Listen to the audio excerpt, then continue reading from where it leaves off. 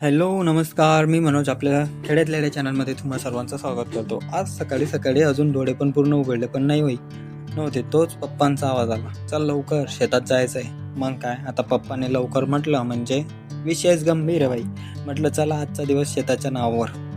मग मी आलो जुन्या घराकडे बघतो तर काय, पप्पा सांगताय की आपल्याला शेतात जायचं आहे खत सोडायला. मग सगळं खत वगैरे पप्पांना जे लागणारं साहित्य होतं म्हणजे खत, पाईप सर्व काढायला सुरुवात केली. पप्पांसोबत सर्व काढून दिलं. पप्पांना पण मदत करत होतं सर्व खत वगैरे काढायला, कारण की एकटे तर काढू नाही शकत होते. तर इकडे मी हे सल्फरिक ॲसिड मस्तपैकी कॅनमधून ओतून सर्व मी एका बाल्टीमधून काढून घेत होता, कारण की हे पण लागणार घेऊन जायचं होतं आपल्याला शेतात. तरी हे मी काढून घेतलं. इकडे पप्पा लगेच ते बाकी खत वगैरे पप्पा पण काढत होते. सर्व सामान आणून मी बाहेर एक एक आणून ठेवत होता, कारण की एक खड्डे आणून ठेवला ना तर सोयीस्कर पडतो, काही विसरत पडतच नाही घरी. कारण की आपल्याला शेतातून घरी यावं लागतं आणि मलाच यावं लागतं, म्हणून मी सर्व सामान नाही काय एक एक करून सर्व बाहेर ठेवत होता. आणि मग काय, सर्व सामान वगैरे उचलला आणि निघाला शेताकडे, कारण की आज आपल्याला जायचं होतं आपल्या शेतात केळीला खत सोडायला. तर ते बघा, पप्पा पुढे जात आहे.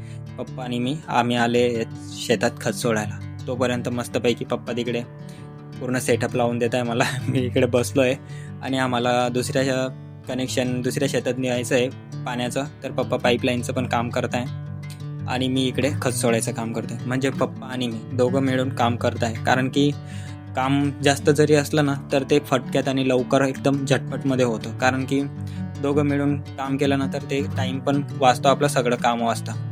मग काय, हे बघा इकडच्या या पाईपने पूर्ण पाणी हे तिकडे जातं आहे. आणि हे बघा, ते काम निपटून लगेच लागलो पप्पांच्या सोबत इकडे पाईपलाईनच्या कामाला, कारण की हे पण काम पप्पांना मदतची गरज होती, तर पप्पांसोबत लागलो हे पण काम करायला.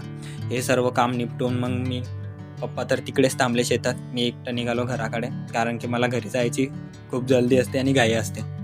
पण काय, घरी येऊन पण मस्तपैकी कपडे वगैरे सर्व चेंज वगैरे केले आणि लगेच निघालो आपल्या बकरीच्या वाड्याकडे, कारण की एक संपलं काम की दुसरं तयारच असतं माझ्या मागे. तर त्याच्यामुळे लगेच हे काम करायला लागलो.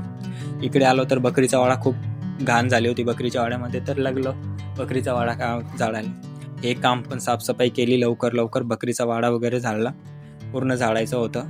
पूर्ण दिवसभराची घाण वगैरे सर्व बकरीच्या वाड्यात पडलेली होती, कारण की मी सकाळपासूनच शेतात गेला होता. शेतातून आल्यावर हे काम लागलं.